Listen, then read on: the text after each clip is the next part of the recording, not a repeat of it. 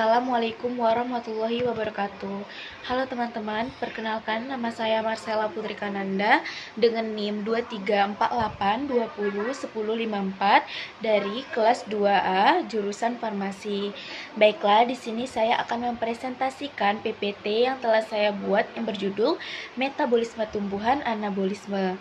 Apa itu metabolisme? Metabolisme dalam bahasa Yunani metabolismos, yang berarti perubahan adalah semua reaksi kimia yang terjadi dalam organisme yang terjadi di tingkat seluler.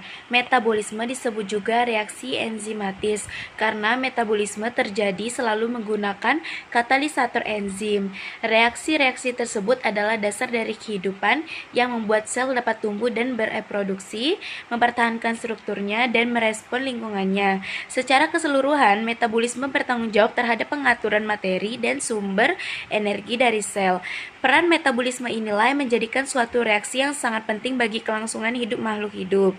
Tumbuhan menghasilkan metabolit sekunder yang berfungsi untuk melindungi tumbuhan tersebut dari serangan bakteri, jamur, serangga, dan jenis patogen lainnya, serta tumbuhan mampu menghasilkan vitamin untuk kepentingan tumbuhan itu sendiri dan hormon-hormon yang merupakan sarana bagi tumbuhan untuk berkomunikasi antara organnya atau jaringannya dalam mengendalikan dan mengkoordinasikan pertumbuhan dan perkembangannya. Tumbuhan mengalami proses metabolisme yang terdiri dari anabolisme, yaitu pembentukan senyawa yang lebih besar dari molekul-molekul yang lebih kecil, yaitu pati, selulose, protein, lemak, dan asam lemak. Proses ini membutuhkan energi. Anabolisme tumbuhan. Anabolisme adalah suatu peristiwa penyusunan senyawa kompleks dari senyawa sederhana. Nama lain dari anabolisme adalah peristiwa sintesis atau penyusunan. Proses ini membutuhkan energi dari luar seperti energi cahaya. Contohnya fotosintesis. Fotosintesis dari bahasa Yunani atau foto yang berarti cahaya, dan sintesis artinya menggabungkan atau penggabungan, adalah suatu proses biokimia pembentukan zat makanan seperti karbohidrat yang dilakukan oleh tumbuhan, terutama tumbuhan yang mengandung zat hijau daun atau klorofil. Selain tumbuhan berklorid tinggi, makhluk hidup non-klorofil lain yang berfotosintesis adalah alga dan beberapa jenis bakteri.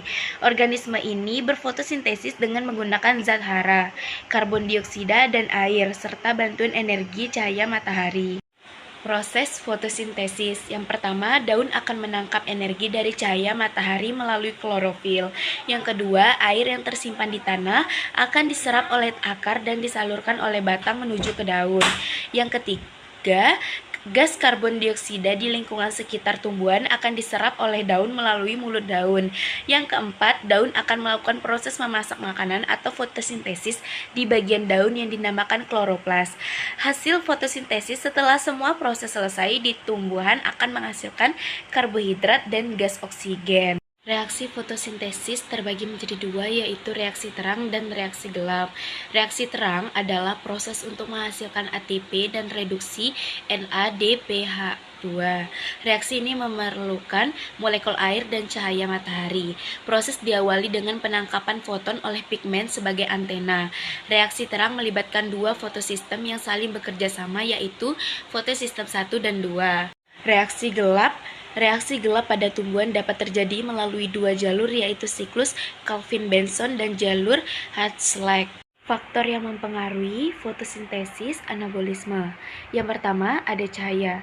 Cahaya adalah faktor kunci untuk berfungsinya fotosintesis, yaitu yang pertama, intensitas cahaya. Semua tanaman memiliki kebutuhan cahaya yang berbeda.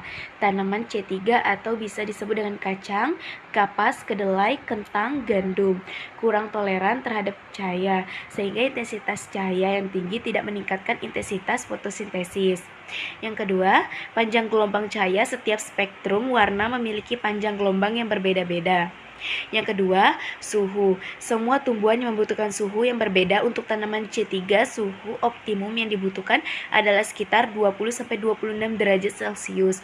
Untuk tanaman C4, suhu optimum yang diperlukan untuk fotosintesis adalah sekitar 34-40 derajat Celcius. Yang ketiga, umur tanaman. Saat tanaman dewasa, jaringan menjadi lebih lengkap, meningkatkan efisiensi dan kecepatan proses fotosintesis. Yang keempat, konsentrasi karbon dioksida, CO2 dan oksigen O2. Karbon dioksida memiliki pengaruh besar pada fotosintesis. Semakin tinggi konsentrasi karbon dioksida di udara, semakin tinggi laju fotosintesis. Berbeda dengan karbon dioksida, konsentrasi oksigen yang lebih tinggi mengurangi intensitas fotosintesis. Dan yang terakhir, air dan nutrisi. Ketika tanaman kekurangan air, proses fotosintesis terganggu, seperti air dalam jumlah besar. Ini juga mengganggu proses fotosintesis. Klorofil membutuhkan unsur Mg, magnesium, dan N atau nitrogen. Kurangnya kedua elemen ini memperlambat fotosintesis. Manfaat fotosintesis. Yang pertama, menghasilkan oksigen untuk makhluk hidup. Proses fotosintesis tanaman membantu mengeluarkan produk sampingan berupa oksigen yang memang sangat dibutuhkan makhluk hidup untuk bernapas. Pada saat perubahan kimiawi terjadi, tumbuhan kemudian akan menyerap karbon dioksida yang berasal dari polusi. Saat karbon dioksida diserap, maka udara yang terdapat di sekitar tumbuhan terasa semakin bersih. Yang kedua, membentuk buah dan umbi pada tumbuhan. Umbi termasuk cadangan makanan berupa hasil proses kimiawi. Umbi juga dimanfaatkan manusia dan hewan sebagai sumber makanan.